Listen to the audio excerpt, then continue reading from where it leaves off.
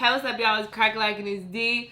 I just took some Benadryl because my allergies are whooping my ass. They're getting worse and worse as these videos are progressing. So if I seem like I'm starting to get a little bit out of it, that is why. But anyway, about to react to top 10 darkest sitcom moments. So yeah, we're about to see when shit gets dark, when shit gets real on sitcoms, you know? So yeah, let's hop to it. Number 10, Jessie on Caffeine. Oh, Caffeine Saved by the Bell.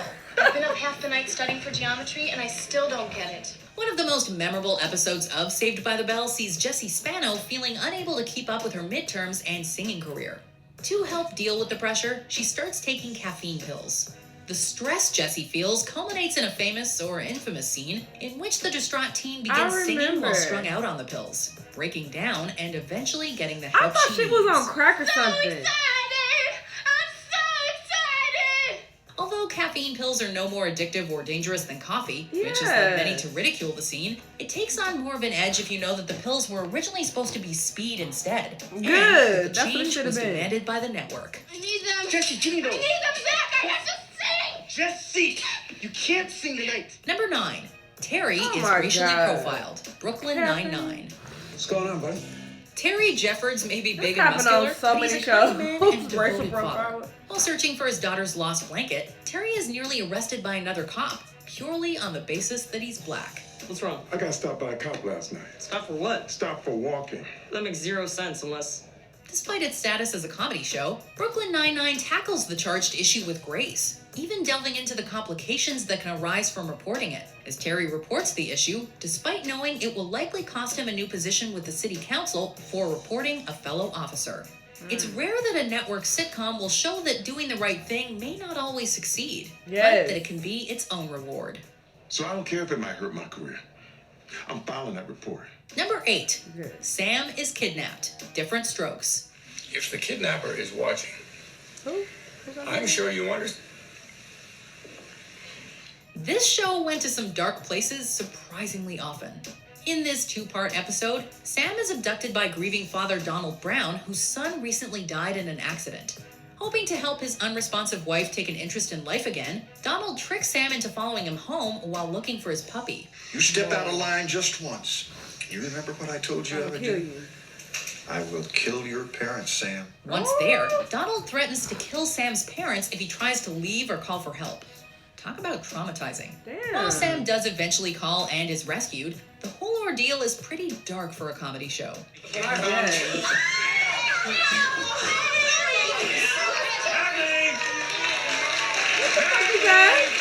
Number 7. Dr. Cox's Breakdown. Scrubs. Once you start blaming yourself for deaths that aren't your fault, my friend, that's a slippery slope that you can't come back from. Bruh. Trust me, I've seen it ruin a hell of a lot of good doctors. Dr. Perry Cox acted as the cantankerous, reluctant mentor to Scrubs protagonist JD. After a former patient of JD's apparently overdoses in one episode, Cox tells him Bruh, that I heard he would blame something. himself for patients dying if he wasn't responsible, as it's Y'all a pray for slippery me. slope. However, Cox falls victim to a similar depression. He lobbies to use the dead patient's organs to save 3 of his own patients, and it's discovered she had rabies. This ultimately leads to all 3 of them dying, which hits Cox especially hard as he'd bonded with one of them. Cox's ensuing drunken depression is hard for viewers and the characters to watch. Number 6. Rose is tested for HIV. Ooh, The Golden Girls. I like the Golden Girl. What is it, Rose? Is something wrong? Considering she was the show's kind-hearted ditz, Rose Nyland was involved in some pretty dark storylines. While it was tempting to talk about her addiction to painkillers, we had to go with the episode where Rose is tested for HIV. This episode aired during the period of hysteria and misinformation about the disease, and drew commentary on the fear by showing Sophia overreacting to the possibility of Rose having AIDS with increased anxiety. I'm usually not like this. I've been using your toothbrush for months. It's a timely snapshot of America at the time that had more courage than even the US government did by addressing the disease and people's reaction to it head on. It's been a bad week. It'll get better. Number 5. Racial discrimination. That's So Raven. I'm black, and I'm history. Here we have another sitcom to tackle racism. This time in an episode that aired during the US's Black History Month. That so Raven follows the title character, Raven Baxter, a teenage psychic who has visions of the future. When Raven doesn't make the cut for a job interview, she's puzzled as to why, until her vision shows her that the store manager who interviewed her refuses to hire black people. I don't believe this. Determined to expose her bias, Raven hatches one of her usual elaborate costume schemes along with a TV reporter to help reveal the woman as a racist on video. You do hire people of color, don't you?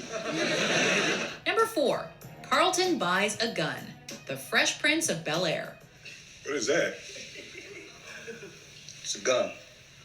In this very special episode, Will and Carlton are robbed at gunpoint while at an ATM, and Will is shot, taking a bullet for Carlton. With Will hospitalized, Carlton is distraught with guilt and fear over the incident, which prompts him to buy a gun of his own. Give me the gun! The world can be a scary place. You just gotta learn how to deal with it, all right? Yeah, well, I found my way. The scene in which Carlton reveals this to Will in the hospital is a powerful one, and is brilliantly acted. And Will talking Carlton into giving up the gun is sure to affect anyone who sees it. It's not often that sitcoms deal with gun violence, but it's a heavy topic whenever they do.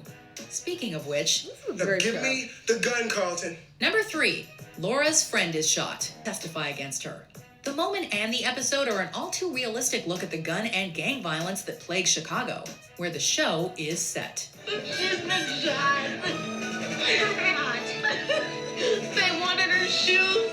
Number 2, So James corny. Evans Sr. dies. Good Down, times. down, We regret to down. inform you that your husband, James Evans, was... The patriarch of the Evans family, James was a caring and hardworking man, and the rock that held his family together. While trying to secure work in his native state of Mississippi to help his family move there, James dies in a car accident, devastating the whole family and the audience. Especially hard to watch is when his death finally hits his wife Florida.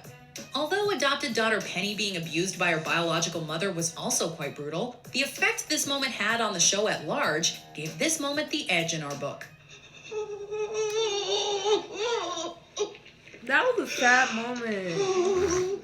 Before we unveil our number 1 I used to pick, watch a here lot of are some reruns. honorable Good mentions. times. I never watched the Coxs Breakdown.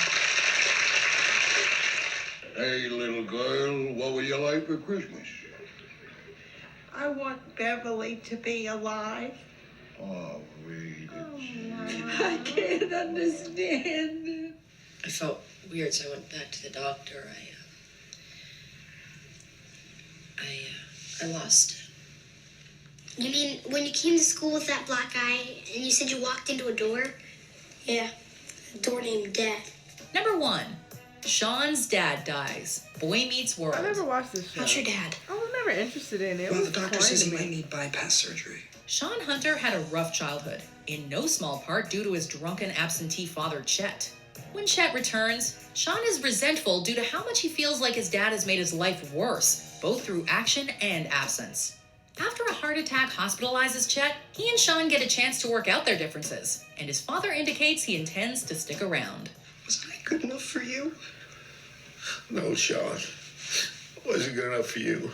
However, heartbreakingly, just as they reconcile, Chet suffers a second heart attack and dies. While there have been quite a few parental deaths in sitcoms, this is one of the more tragic ones. Dad? These were some sad moments, some dark moments, man. I remember some of this shit. Like, shit gets dark in real life. And as soon as you realize that life is dark, this shit is real up out here, the better your life will be, you know? But yeah, this was a really good list. I know Mojo, their little commentaries a little annoying sometimes. They talk, and they be saying little corny shit. But they be having some good little lists, you know? But yeah, let me know what y'all thought about this video. Let me know what other videos you want me to react to, and I'll see you guys in the next one. Bye!